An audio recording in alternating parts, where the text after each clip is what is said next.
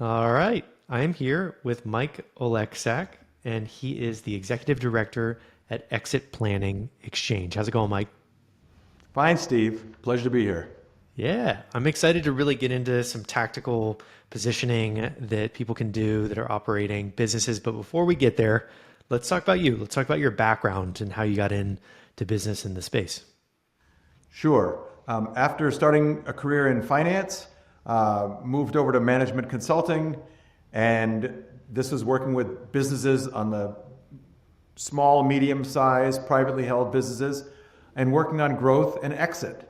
So it was preparing the business, and then the transition into that owner not having that business, and that can take many forms, as you know. And that was back in the early 2000s. Ran into a couple of guys seriously at a golf tournament. One was a M&A attorney, and the other an executive coach. And this idea was out there, and we collaborated to build what turned out to be the first chapter of the Exit Planning Exchange. And the concept was pulling together expertise from a lot of different areas to help business owners with ultimately their exit. At some point, you're no longer going to be running the firm, and how to best prepare for that. So that we did that in the about 2007. Got it. Okay. Cool. So I think that one of the most beneficial aspects to kind of advisors is truly entrepreneurs, myself included, we're a little bit all over the place. In order to get to scale and certain size of business, sometimes people have to wear a bunch of different hats. And when you work with an outside advisor, there's a bunch of different values. So people that are listening to this, I'd love to sort of share what your insights are around values that you bring. But from my perspective, bringing like a standardized process and like professionalism to a transaction is actually really valuable to entrepreneurs that a lot of people don't understand the value in the structure there. So what could you kind of share in terms of from your experience working with entrepreneurs for so long that some of the like key values are around having an advisor? Well, I agree with you, Steve. Oftentimes we find that business is the owner's passion. Sometimes to the expense of family, the golf game, other things. It's really, you wake up in the middle of the night, you're thinking about the business. You go to bed at night, you're thinking about the business. But sometimes the business itself can be so absorbing that you don't have the bigger picture of what it takes to progress and ultimately exit. And that exit was what drew us to the understanding that not one advisor has all the answers or has all the proper guidance. Our operation, the Exit Planning Exchange, it has chapters now across the country, but it's a mix of advisors. It's accountants. You know the importance of the finance side, right? You want to have a good level of debt. You want to have enough equity. You've got to make sure your cash flows are understandable. You've got to make sure your taxes are prepared properly. There's a lot to do in finance and accounting. Then there are the attorneys. Now, some smaller businesses look at their attorney for their business advice, which is good because you're probably not going to get into legal trouble, but you need more than that. So we include in our organization consultants, coaches, investors. Sometimes, some of the best help we've given business owners is to get the proper financing to facilitate growth. And lenders, for example, understand a certain type of language and a certain approach. And so having had a finance background, we helped our clients get financing, whether it was senior debt financing or mezzanine financing, or even preparing their story for investors on the equity level. And that can include these days, that can include a lot of private equity. Our organization, the Exit Planning Exchange, works with a private equity firm out of Florida, where you're based, called Trivest. Trivest works with owner founders of all sizes, and they participate in transactions which help the business owner realize their financial objectives. So the exit planning exchange has this focus of many advisors have expertise that can benefit the owner. And so the point of there is selecting the direction they're taking and where the business needs to be strengthened or prepared. And sometimes it is as simple as telling that story for finance or to plan the future.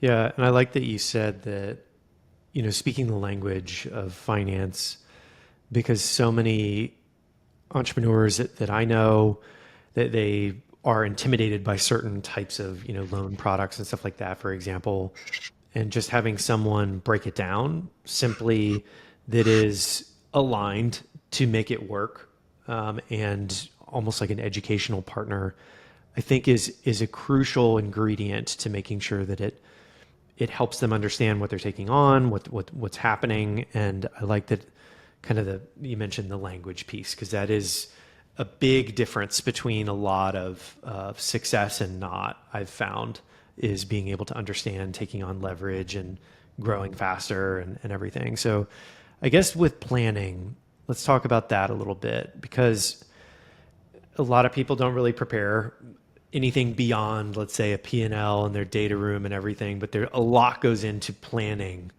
post-transaction. So what can you kind of talk about with planning?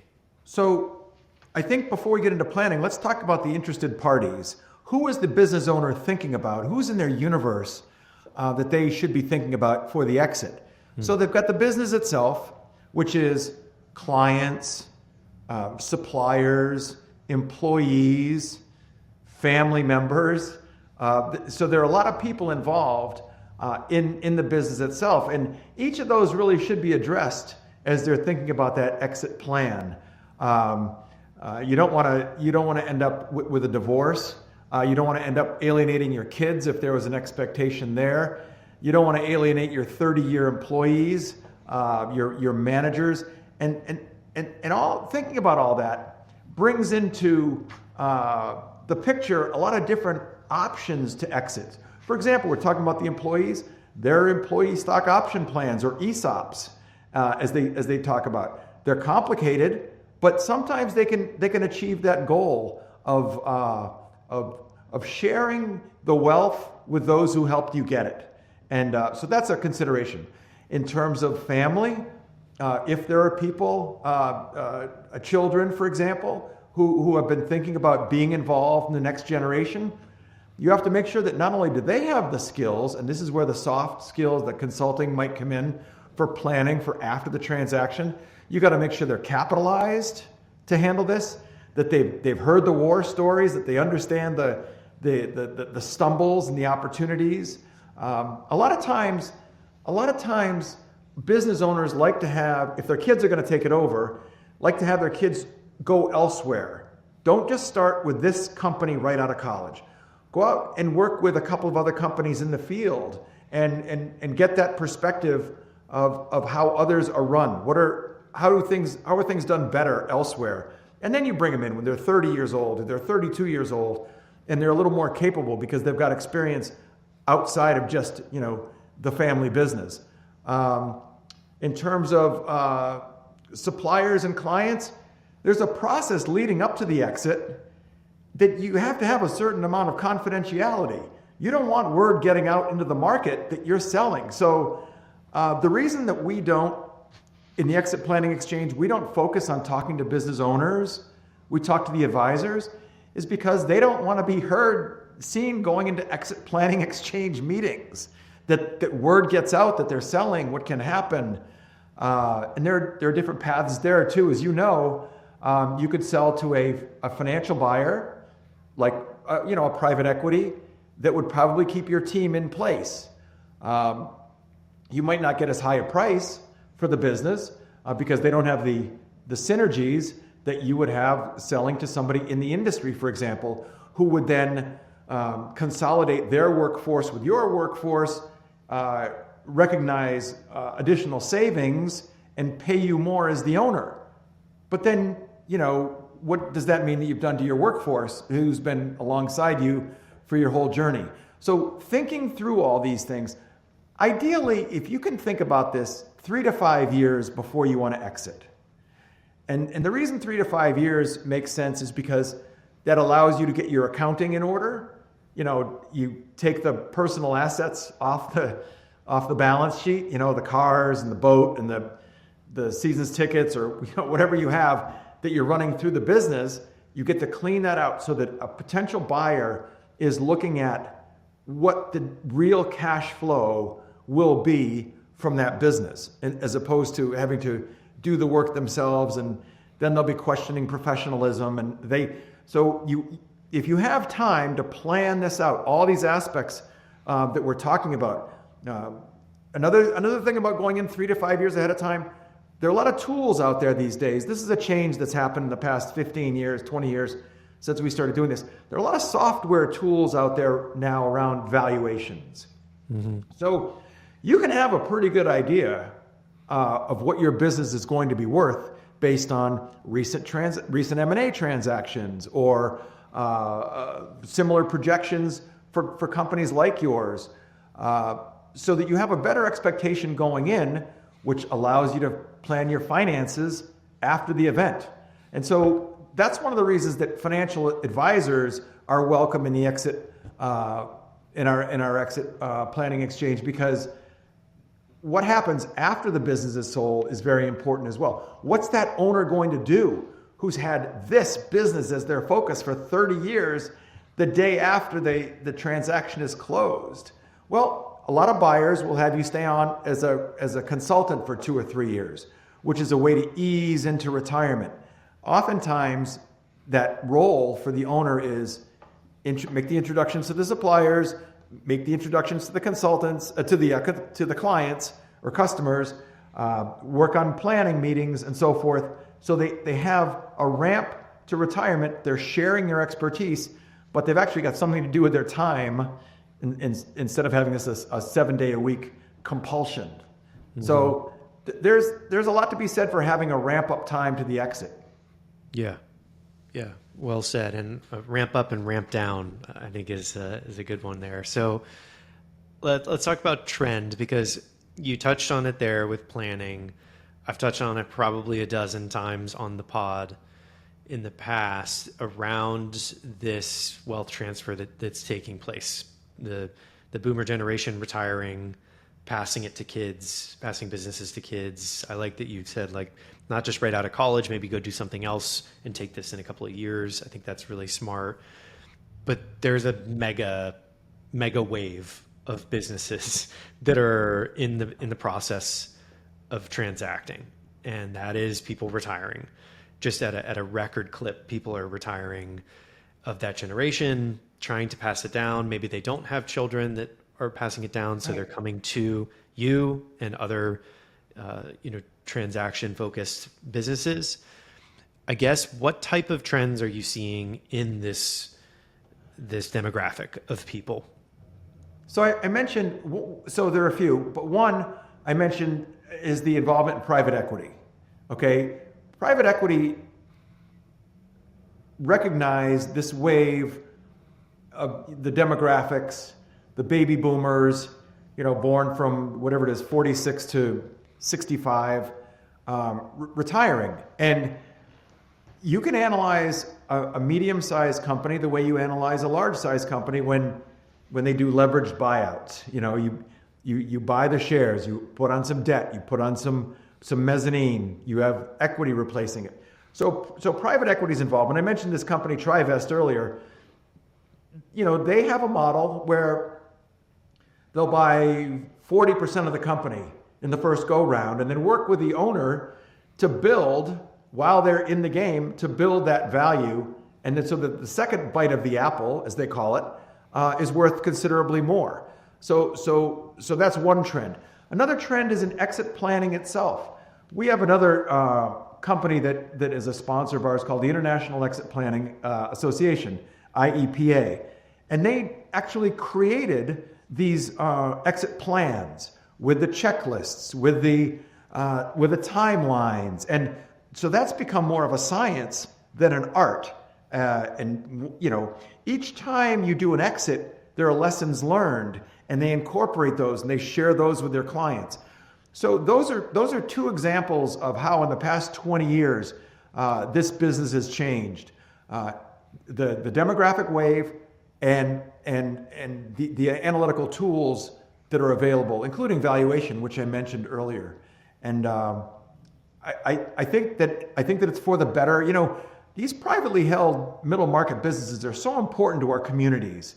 They employ, they give back. You know, they're the charities in the town. They're supporting good works, and some businesses just fold up.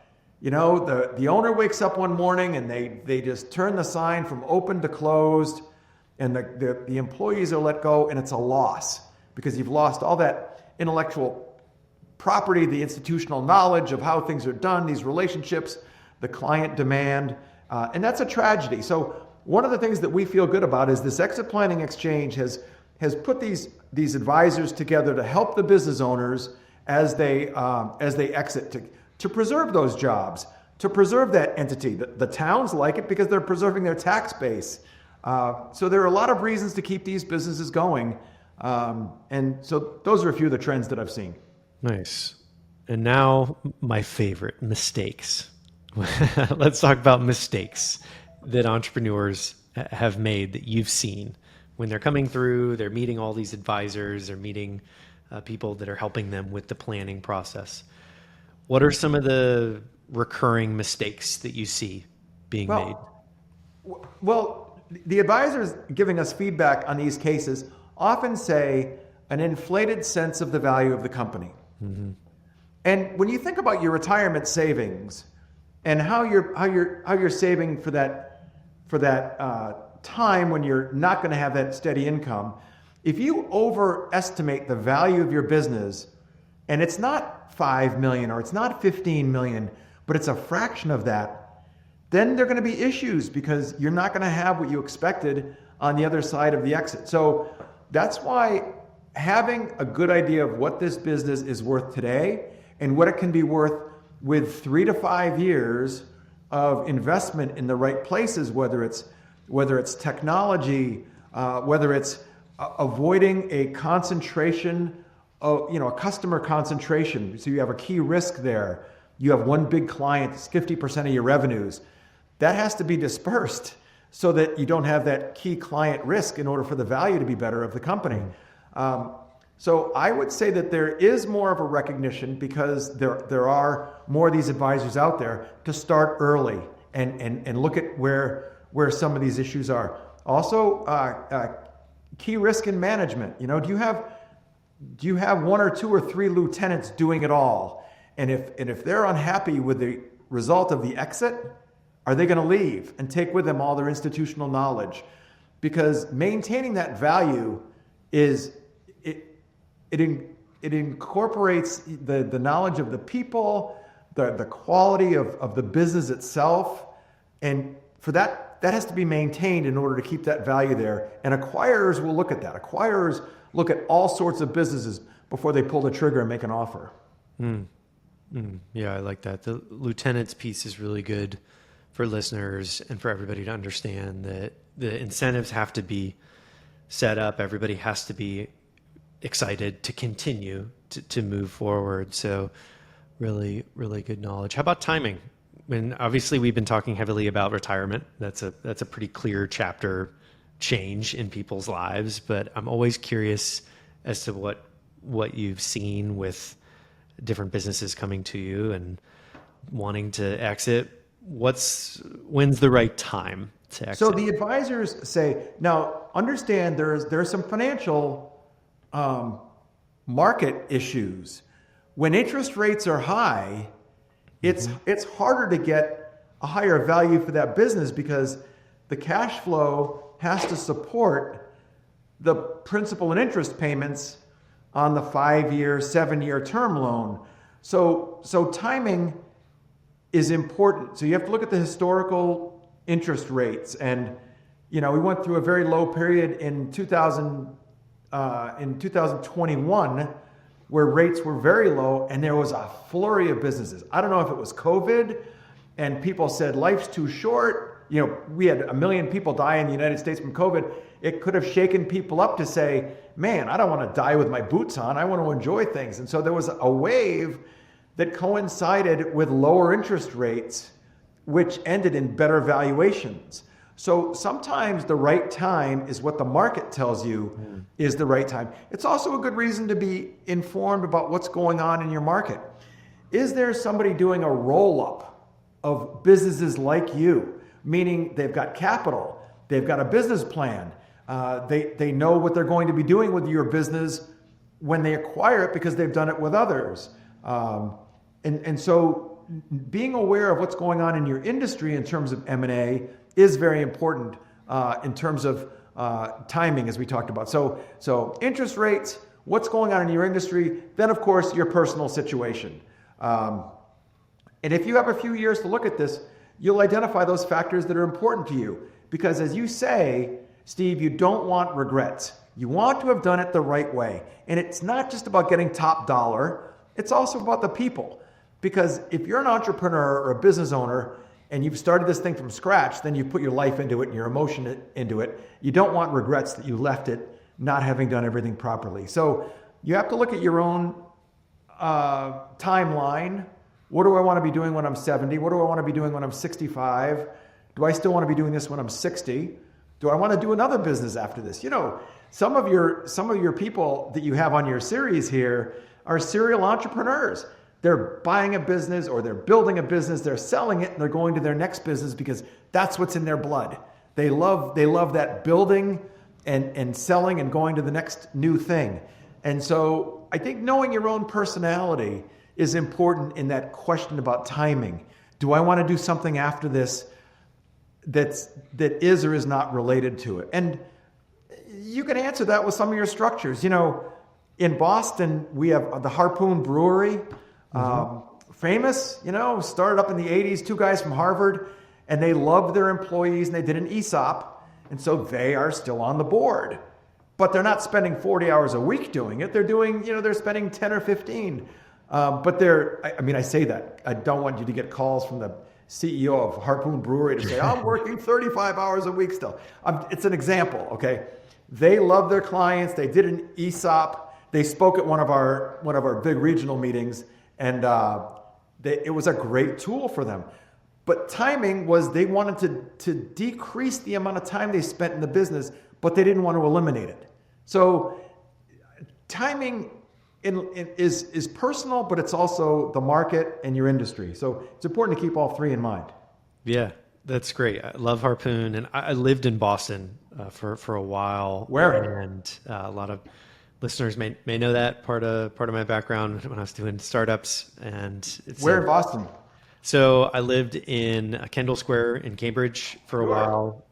Worked out of Dogpatch Labs and CIC. Slept on the floor there many times, and got lunch at Sloan. Tried to meet people there, and it's a beautiful city. Love the knowledge vibe in general. Right. Boston. It's a very special place. Cool. And I think that's a good segue into knowledge kind of transfer amongst the advisors. So from what I understand of the different chapters and how your business works, how is, let's say I work with a company, they go through an exit here, they're in a similar field as a chapter that exists over here. How do you guys work together and how do you guys transfer that knowledge amongst each other?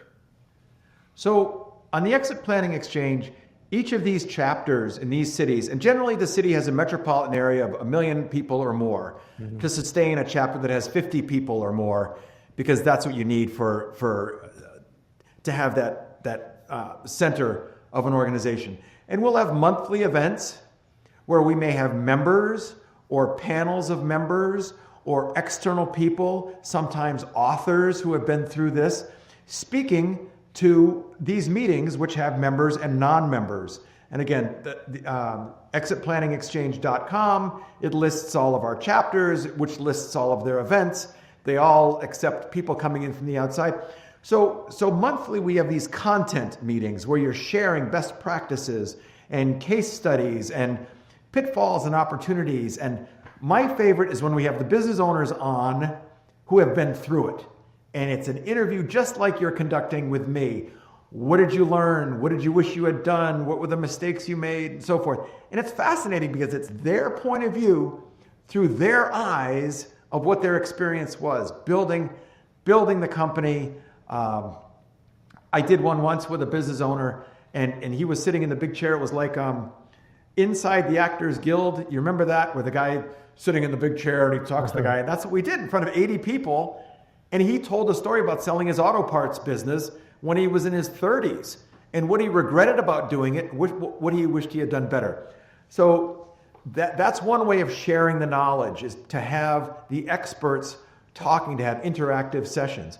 We also have cross-chapter networking, where all of our members, we have 1,000 members of our 22 chapters, 1,000 plus, 2,000 members on LinkedIn, and they're able to come to these cross-chapter networking. We put them in breakout rooms of 4 or 5, and they all meet one another. Because these advisors don't always have just local businesses. Some of these people are national. They'll get on a plane and work with people in other areas, depending on the expertise. Financial advisors are important because they help prepare for the exit and then what's going to happen afterwards. It's the legacy, it's the philanthropy, it's tax issues. So the financial advisors are important. The business consultants are important to take a look at that business, and maybe they're bringing in an attorney because they've got a certain issue that comes up that's specific to that business. The accounting people come in because you want those books to be pristine when somebody's taking a look at them, because any distraction in the sale process can result in a reduction in the price being paid. Because if there's a mistake over here, who's to say there's not going to be a mistake over here as well? So you want everything to be prepared and ready to go. So that knowledge exchange we have something on our site called the Knowledge Exchange, where members are able to post videos, articles, case studies that they've been through, and every member has access to that knowledge. Every member and non-member actually has access to that knowledge exchange. So that's the way we give value to our members, by allowing them to post their expertise on the website. Nice, very nice. I like that. That's really what a lot of this value of a network like this is, I believe, is being able to have a transaction go through over here, and then that knowledge is immediately able to be applied elsewhere. And I think that's a beautiful thing. So that takes us to the finale. Knowing what you know now, what would you tell Mike 10 years ago? Listen, I'm really happy with where this exit planning exchange is right now. It grew organically. Mm-hmm. Our company services these local chapters. In other words, we do the website, we do the communication for them. It's all been organic. People go to a meeting in Houston or San Antonio, or we're opening now in Hawaii and San Francisco and Cleveland and Miami. And it's because they've been to chapter meetings elsewhere, and they see the value, and they see how they're welcomed when they come into the meeting. And they don't have a lot of competitors. They have a lot of complementary teams as well. So what would we have done differently? It's a really good service that we provide. Maybe expand a little faster. I think we're at 22 right now. And I really think that every major metropolitan area in the United States, over 1 million people, should have one of these, because it's going to help their economy, it's going to help these people with their business, and it's going to help the owners themselves. Nice. Very nice. Well, where can people learn more? Hey, thanks, Steve. This is great. And, next time you have a harpoon, think of me. Awesome. So is it just the xpx.com, or what's the URL? It's exitplanningexchange.com. When we first went to get the website in 2007, XPX was already taken. I think it was a porn site. So we ended up with exitplanningexchange.com. Very nice. Very nice. Well, wherever you guys are listening on iTunes or Spotify, the link that Mike mentioned will be in the show notes. But thank you so much for coming on. Thanks, Steve. Cool. Really enjoyed it.